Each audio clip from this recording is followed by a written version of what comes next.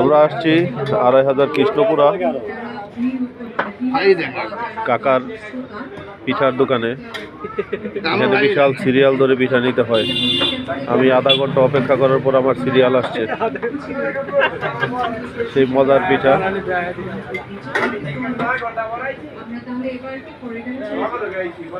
কৃষ্ণপুরা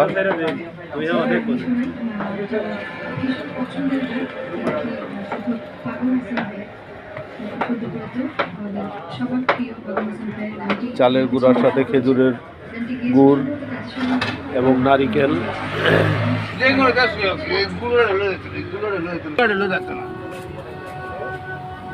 খুবই সুন্দর।